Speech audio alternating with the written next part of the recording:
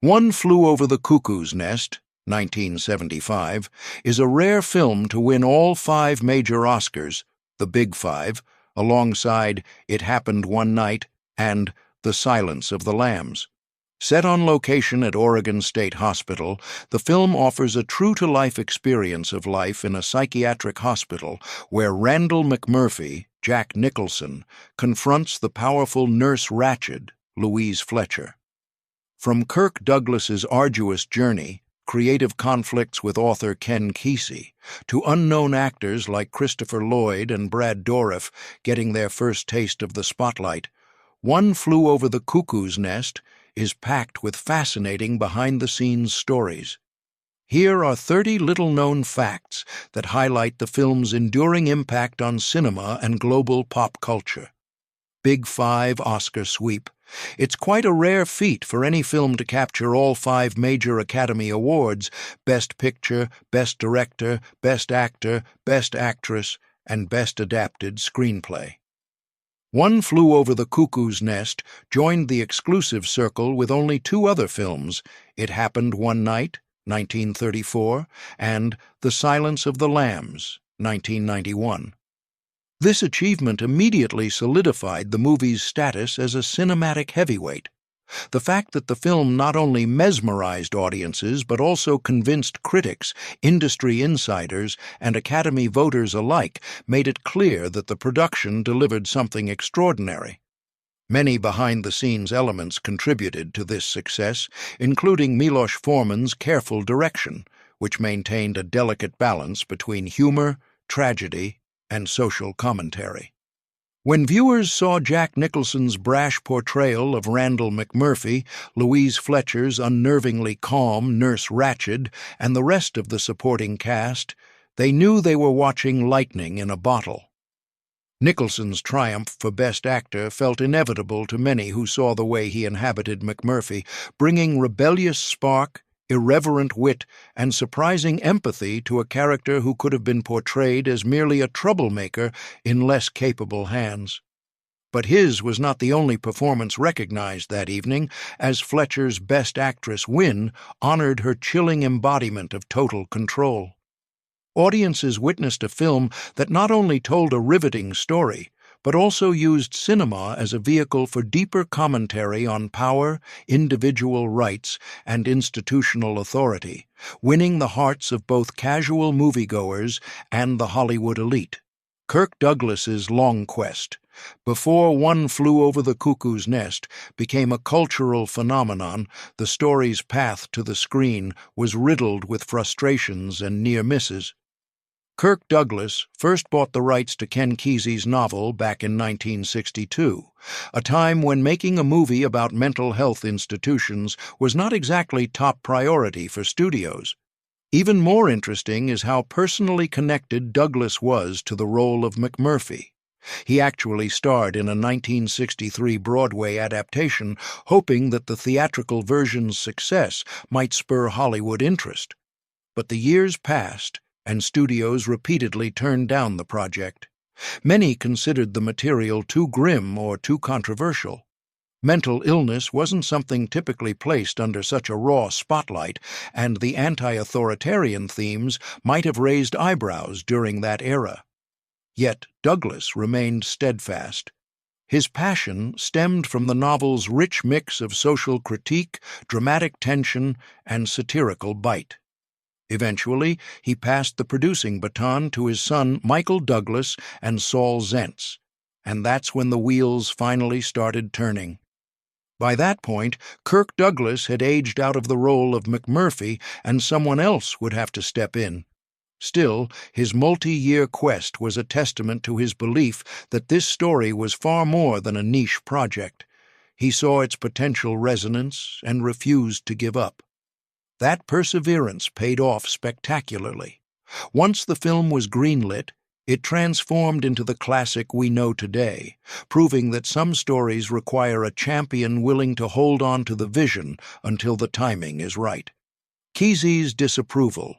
While One Flew Over the Cuckoo's Nest soared at the box office and gathered countless accolades, the original author, Ken Kesey, famously disapproved of the adaptation. He had a significant gripe. The film shifted perspective from Chief Bromden, the towering silent observer who narrates the novel, to the more central and outspoken McMurphy. From Kesey's viewpoint, this was a betrayal of his creative vision because he'd always intended the chief's inner thoughts and metaphorical experiences to shape how we perceive the institution and its pressures. Feeling so strongly about it, Kesey actually sued the producers for $20,000.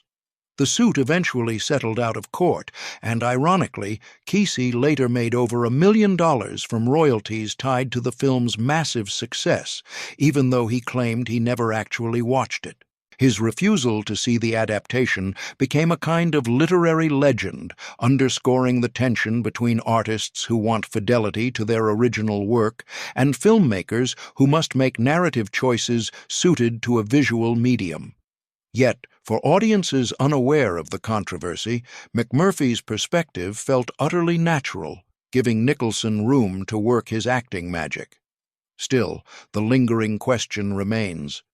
What might the story have looked like if the audience had been consistently grounded in Chief Bromden's interior world, complete with his hallucinations and personal history?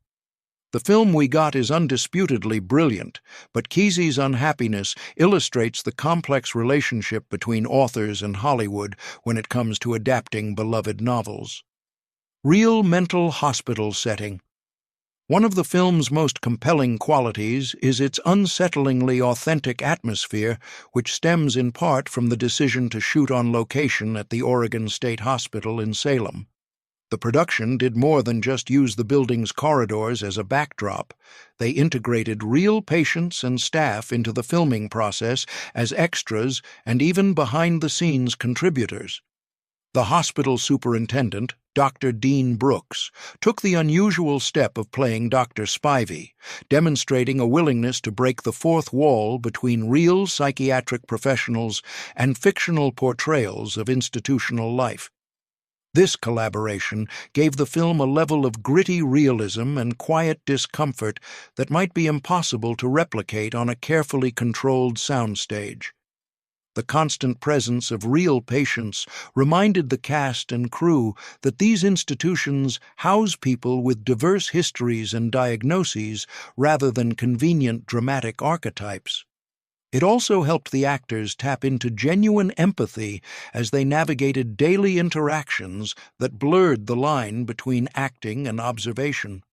Moreover, the hospital setting was not merely a visual prop, but a tonal anchor, reinforcing the film's sense of claustrophobia and the complicated dynamics of power that pervade mental institutions.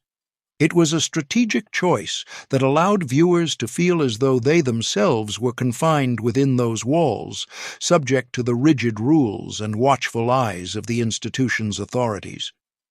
Patient's escape incident. Because of how closely the production mingled with the daily operations of the Oregon State Hospital, unplanned incidents were bound to happen. One of the more bizarre stories involved a second-story window left open during filming. Whether it was due to the crew's oversight or some attempt to get better lighting or ventilation, that open window proved an irresistible temptation for at least one patient who attempted an escape. Tragically, the patient fell and broke his shoulder. The local newspaper had a field day with the headline, "One Flew Out of the Cuckoo's Nest," a wry reference to the film's own title. Although serious injury is no laughing matter, this incident underscores how art and reality were intermingling in ways no one could have predicted. The staff was in the unique position of trying to accommodate Hollywood's demands for authenticity while continuing to provide daily care for vulnerable individuals. If nothing else, the escapade reminded everyone that the themes of the film, confinement, the human spirit's yearning for freedom, were not just fictional concepts, but daily realities for patients in mental health facilities. Ultimately, while the event could have been catastrophic, it became a surreal footnote in the project's history, highlighting the delicate ethical considerations inherent in filming on location with real patients. Jack Nicholson's casting. The journey to find the perfect actor for McMurphy was almost as fraught as Kirk Douglas's long quest to produce the film. By the time the cameras were ready to roll, Douglas himself was past the age to convincingly portray the rebellious inmate. Director Milos Forman considered several major stars, including Marlon Brando, Gene Hackman, and Burt Reynolds, each possessing distinct qualities that might have shaped the story in radically different directions. Ultimately, Nicholson was chosen, coming in fresh from his success in Roman Polanski's Chinatown, 1974. With his sharply intelligent eyes, mischievous grin, and a naturally brash aura, Nicholson brought a layered performance that vacillated between comedic irreverence and righteous fury. His McMurphy is endlessly charismatic, using humor and bravado to both challenge authority and uplift his fellow patients. Yet the role demanded more than snappy line readings. It required an underlying sense of empathy that allowed audiences to root for McMurphy despite his flaws and questionable motives. Nicholson delivered this in spades, making the casting choice feel predestined. In retrospect, it's tough to picture anyone else capturing that particular blend of rebellion and charm that turned McMurphy into one of cinema's most iconic anti-heroes. Nicholson's approach set the tone for the entire ensemble, guiding the film's tonal shifts from grim to comic to heartbreaking with a sense of spontaneity that audiences still find captivating. Louise Fletcher's last-minute casting. While Jack Nicholson's name is often the first associated with One Flew Over the Cuckoo's Nest, Louise Fletcher's performance as Nurse Ratched is equally crucial to the film's success. Nevertheless, her casting came down to the wire. After 6 months of auditions and near misses with actresses like Anne Bancroft, Colleen Dewhurst, Geraldine Page, Angela Lansbury, and Ellen Burstyn, Fletcher nabbed the part just a week before filming began. Her portrayal of Nurse Ratched was groundbreaking in its chilling restraint. Rather than an over-the-top villain, Fletcher gave a nuanced performance that was quietly terrifying. Her unwavering calm and gentle smile made her domination of the ward's patients all the more unsettling. This approach served the story well, offering a stark contrast to McMurphy's rowdy energy. It's easy to imagine how different the film might have felt in the hands of the other talented actresses considered for the role, but Fletcher's subtlety was a stroke of genius. She avoided easy caricatures, creating a villain whose meticulously controlled demeanor and manipulative tactics exemplified systemic oppression, making the film feel far more realistic and thus more disturbing. Ultimately, Fletcher's last-minute involvement became cinematic destiny, securing her a Best Actress Oscar and a place in film history as one of the most formidable antagonists ever put on screen. Lily Tomlin's near role. Casting shuffles are rarely straightforward, but the near miss with Lily Tomlin stands out for its serendipitous effect on 2 separate films. Tomlin was initially slated to play Nurse Ratched, but stepped away in order to take on a role in Robert Altman's Nashville, 1975. Meanwhile, Louise Fletcher had been cast in Nashville, but ended up switching places with Tomlin. This swap turned out brilliantly for both actresses. Tomlin earned critical acclaim in Nashville, and Fletcher delivered her iconic performance in Cuckoo's Nest. The 2 actresses effectively crisscrossed projects, and neither film suffered for it. In fact, both movies became 1970s cinematic highlights. Such a casting coincidence underscores the unpredictable nature of Hollywood decision-making. One minute you're lined up to bring a particular character to life, and the next, you're pivoting to a totally different production that might alter the trajectory of your career. Sometimes these behind-the-scenes twists feel almost providential, illustrating that while the film industry can be chaotic, it often leads to surprising outcomes that shape the cultural conversation for decades. Tomlin's comedic instincts and Fletcher's quiet intensity each ended up exactly where they needed to be. an apt reminder that roles often find the right actors by seemingly random turns of fate. Fletcher's humanizing moment. By the end of filming, Louise Fletcher had lived so thoroughly in Nurse Ratched's frosty skin that she worried about being labeled a cold-hearted monster in real life. Determined to prove she was more than the calculated terror she portrayed on screen, Fletcher famously stripped down to her underwear in front of the cast and crew as shooting concluded. The moment was not salacious, but more a raw, liberating gesture, making a statement that she was a human being distinct from her character. This spontaneous act shocked everyone gathered, but also brought laughter and a sense of camaraderie to an otherwise intense set. It highlighted how deeply actors can immerse themselves into demanding roles and the lengths they sometimes go to break free of the psychological weight of prolonged portrayals. Nurse Ratched symbolizes an unyielding and oppressive system, and Fletcher's transformation into that system's face must have felt overwhelming at times. The entire cast, having portrayed patients chafing under that very oppression, likely appreciated seeing the real Louise behind the stern facade. This off-screen moment of vulnerability served as a final note of levity, ensuring that the boundary between actress and role was firmly re-established before everyone parted ways.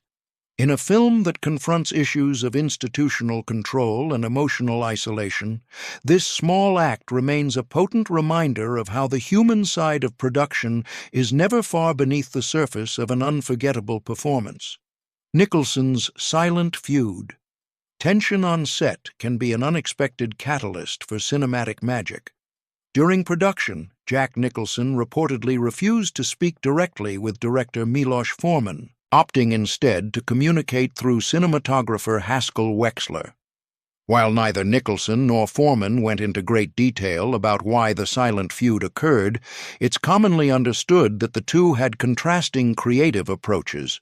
Nicholson, already a well-established actor with a personal method, and Forman, who hailed from a very different filmmaking tradition in Czechoslovakia, might have clashed about how best to execute a scene.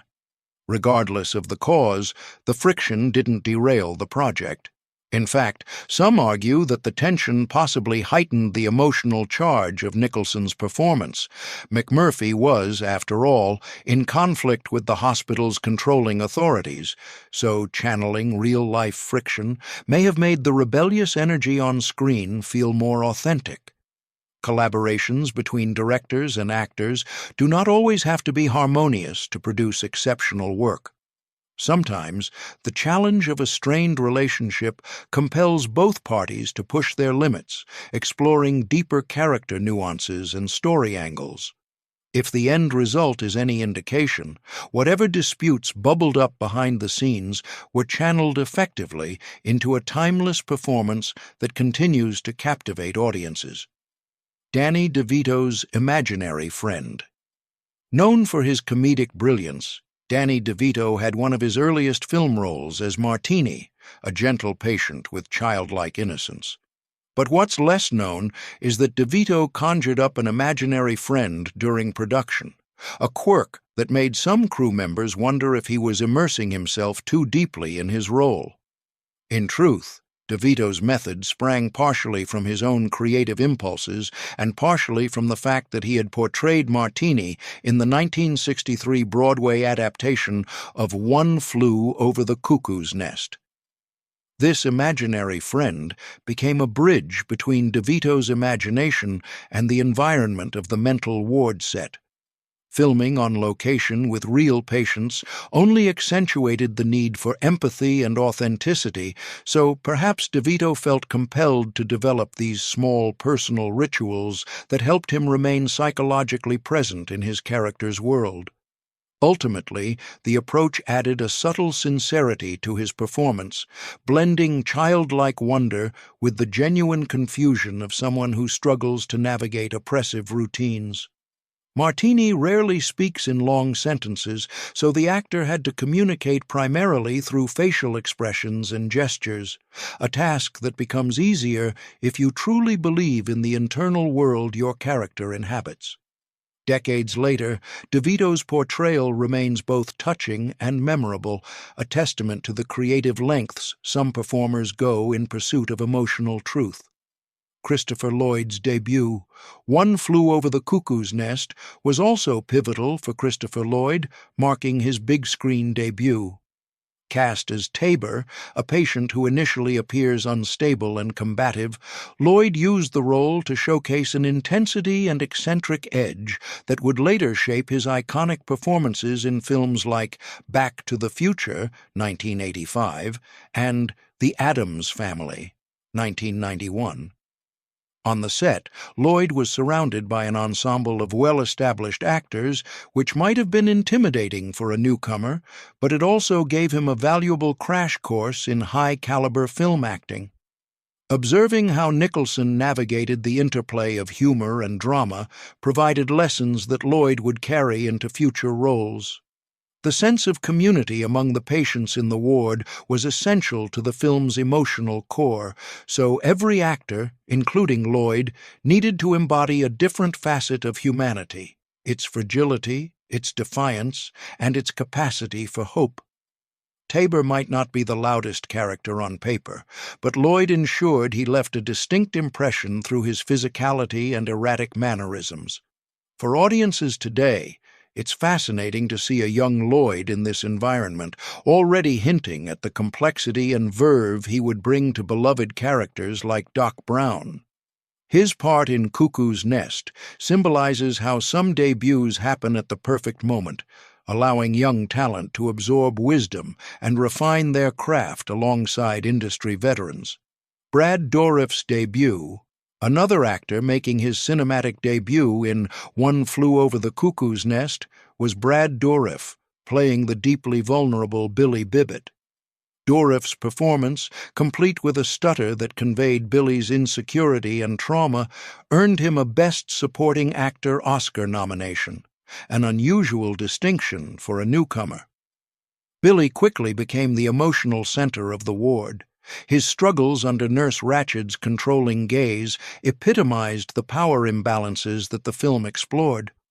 One cannot discuss Billy Bibbit without mentioning his heartbreaking final scene, which remains one of the film's most emotionally charged moments.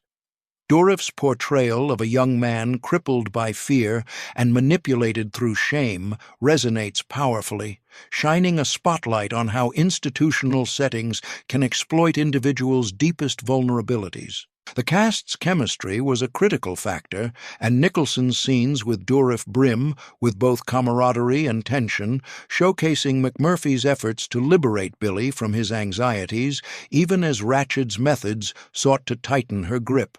Dourif's haunting performance set the stage for a career marked by equally intense and eccentric roles, demonstrating an early mastery of portraying characters grappling with psychological wounds. It's extraordinary to think that such a nuanced, layered portrayal came from a newcomer who was stepping into the harsh glare of a Hollywood set for the very first time. Will Sampson's casting, finding the right actor to play Chief Bromden, the towering Native American whose silent presence underpins much of Ken Kesey's novel, was a critical challenge for the filmmakers. Will Sampson, a 6'7" member of the Muskogee tribe with no previous acting experience, was ultimately chosen after a nationwide search. His imposing stature and calm demeanor perfectly fit the character's demands, but more importantly, his genuine connection to a Native American heritage added an extra layer of authenticity. In the novel, Chief Bromden is the narrative voice, though largely silent to those around him, which underscores his sense of disempowerment. The film shifts that narrative focus to McMurphy, yet Chief Bromden remains a pivotal figure, a gentle giant who observes more than he speaks. Sampson's performance capitalizes on this duality, conveying a world of unspoken emotion through subtle facial expressions and body language. Working alongside well-trained actors like Nicholson, Sampson had to rely on his natural presence, drawing from his cultural background and personal life experiences to inhabit Bromden's quiet dignity. Although he wasn't an actor by trade, his innate gravitas and measured approach imbued the character with a resonance that stays with viewers long after the final credits roll. The film's closing moments hinge on Bromden's actions, and Sampson's ability to communicate the chief's transformative arc without extensive dialogue remains one of the movie's most profound achievements. William Redfield's leukemia diagnosis, filming on location at Oregon State Hospital, provided unexpected real-life medical insights, sometimes leading to grim discoveries. William Redfield, who portrayed Dale Harding, underwent an examination by Dr. Dean Brooks, the hospital superintendent who also played Dr. Spivey. During this checkup, Redfield discovered he had leukemia and was given around 18 months to live. The diagnosis cast a shadow over the production and added a layer of poignancy to Redfield's performance. Despite the devastating news, Redfield chose to continue, delivering a portrayal of Harding that highlighted the complexities of a man straddling intelligence, shame, and self-doubt. Knowing the personal weight he carried, it's remarkable to see how composed and thoughtful he remains on screen, seemingly pouring every bit of emotional truth into a character already burdened by an internal struggle. The film's exploration of mental and emotional pain dovetailed eerily with Redfield's real-life ordeal. While Harding's crisis is primarily psychological, Redfield was living with a physical illness that threatened his life. Perhaps this convergence of personal and fictional turmoil lent his performance an extra layer of sincerity and urgency. Redfield tragically passed away in 1976, leaving behind a legacy intertwined with this film that resonates as a testament to his dedication and courage. Foreman's Lost Book. The novel that galvanized Kirk Douglas and later formed the basis of a cinematic masterpiece almost didn't find its way to Milos Forman, the film's eventual director.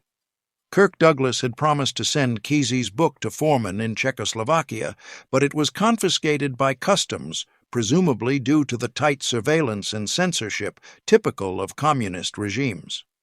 Forman only finally got his hands on the novel years later, courtesy of Michael Douglas, after Forman had emigrated to the United States. This delay might well have been serendipitous. Had Forman received the book earlier, his involvement in the project might have collided with the realities of Cold War politics, or come at a time when the script lacked the financial and cultural momentum to succeed. Instead, by the time he finally encountered Kesey's work, both he and the novel were primed for adaptation.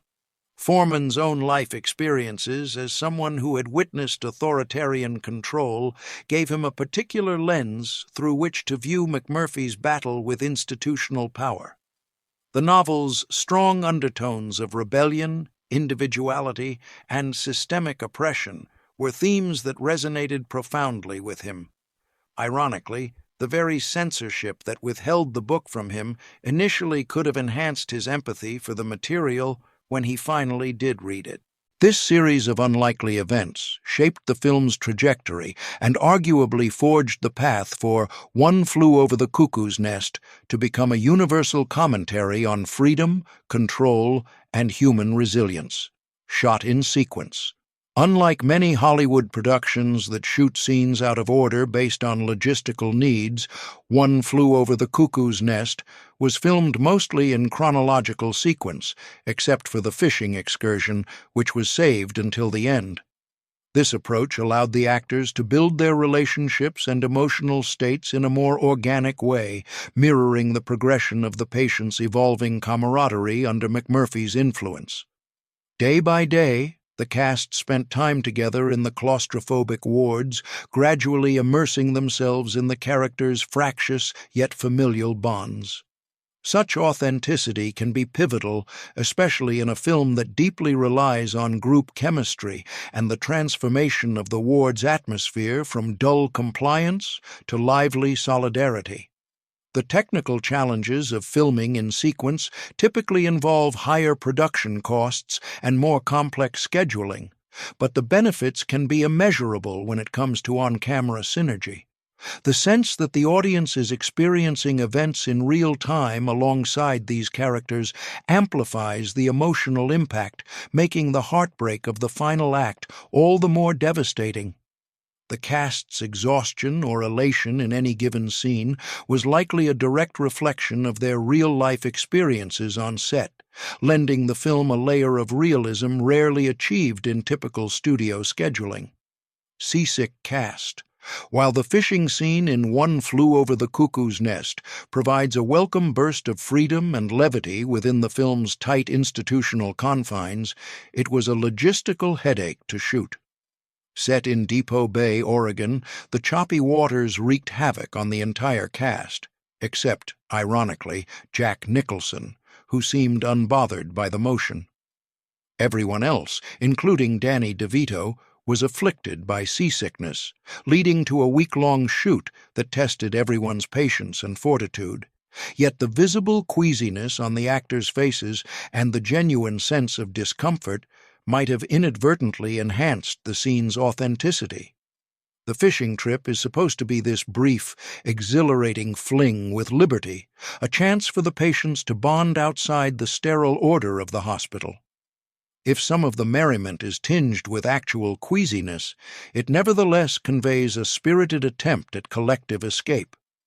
The comedic side of watching McMurphy navigate them through rough waters counters the seriousness of their institutional predicament, making the scene a memorable pivot point in the film.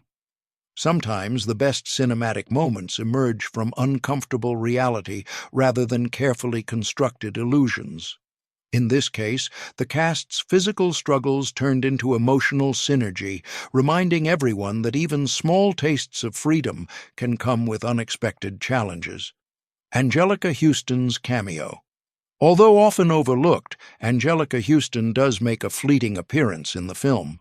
At the time, she was Jack Nicholson's girlfriend, and if you look closely, you'll spot her among the people on the pier when the group returns from the notorious fishing trip. This cameo is little more than a blink-and-you'll-miss-it moment, but it highlights the genial overlap between Nicholson's personal life and his professional environment. Hollywood often has these small instances of friends, relatives, or significant others appearing in cameo roles, serving as tiny Easter eggs for the eagle-eyed. Huston's presence here also prefigures her own lengthy and successful career, which would include iconic roles and an Academy Award for Prezi's Honor, 1985.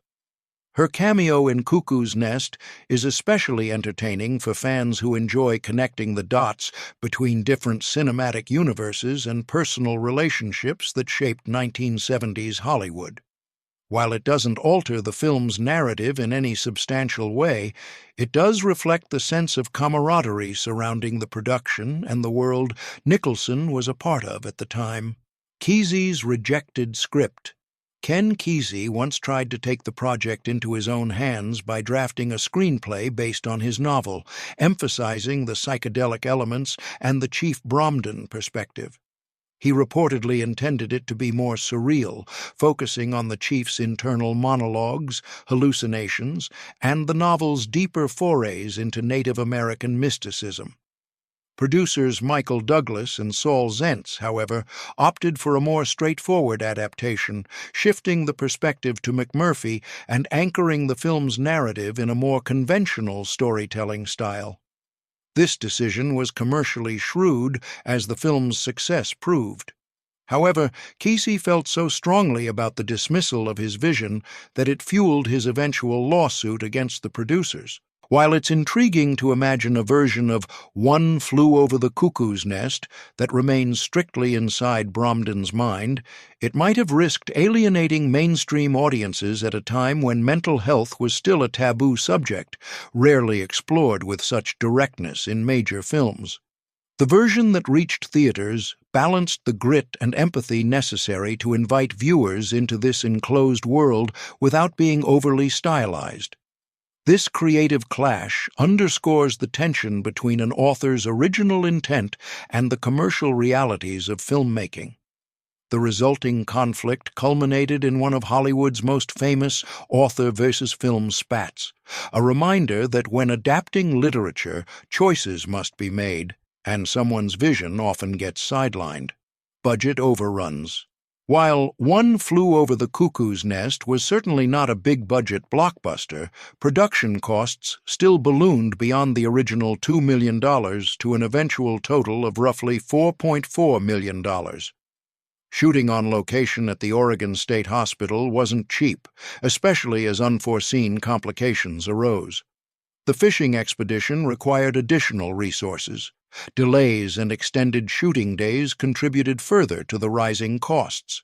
Producer Saul Zentz financed part of the overrun by borrowing against Fantasy Records, a gamble that must have seemed daunting at the time. Such budgetary pressure inevitably adds stress to any production, but it can also motivate creative solutions. Working within a real institution could have saved money on set construction, yet managing real patients and abiding by the hospital's rules introduced complications that offset potential savings. In hindsight, every extra dollar spent proved worth it, given the film's enormous critical and commercial return. Still, these cost overruns reflect the inherent unpredictability of filmmaking, especially a project that aims for authenticity and features an ensemble cast living and breathing the realities of an institution. In an industry often obsessed with the bottom line, the film's success story stands as proof that sometimes risking overspending on a powerful narrative can yield iconic results. Swedish longevity. Few movies can sustain a theatrical run for more than a few months, let alone years. In Sweden, One Flew Over the Cuckoo's Nest remained in theaters until 1987, a full 11 years after its initial release. This extended run underscores the film's universal appeal and its capacity to speak to audiences regardless of language or cultural barriers. Swedish filmgoers may have been drawn to the story's raw critique of authoritarian structures, or perhaps the film's balance of humor and tragedy offered an emotional complexity that resonated with audiences year after year. The longevity also suggests that some films become cultural landmarks, rewatched and reevaluated by new generations. While many blockbusters come and go, making a splashy entrance and then fading, Cuckoo's Nest demonstrated a marathon-like stamina. It managed to remain relevant long after the initial Oscar buzz died down, a testament to its thematic depth and the way it illuminated broader human issues such as freedom of choice, dignity, and the cost of defiance. This Swedish phenomenon stands as one of the more remarkable examples of sustained popularity for an American film abroad, proof positive that powerful storytelling can outlast fleeting trends and fads. ECT controversy.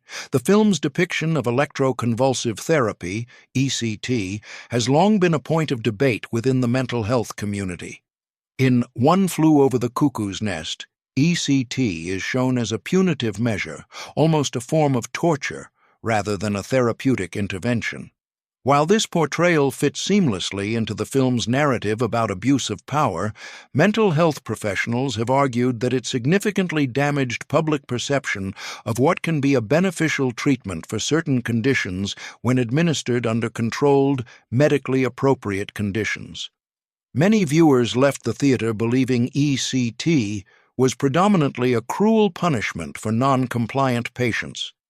This widespread misconception slowed advancements in ECT's reputation, overshadowing its potential to alleviate severe depression or bipolar disorder in specific circumstances.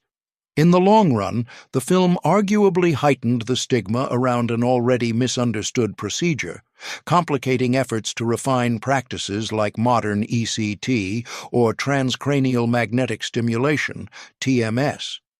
The conversation around this controversy continues, serving as a reminder that powerful cinematic storytelling can have real-world implications. While Cuckoo's Nest remains a landmark of film artistry, its influential take on ECT underscores the ethical balancing act between creating compelling drama and accurately representing medical realities. Chief's Nursery Rhyme. The title, One Flew Over the Cuckoo's Nest, originates from a folk rhyme that Chief Bromden's grandmother supposedly sang to him in the novel, illustrating Bromden's cultural heritage and the sense of childlike wonder overshadowed by institutional oppression.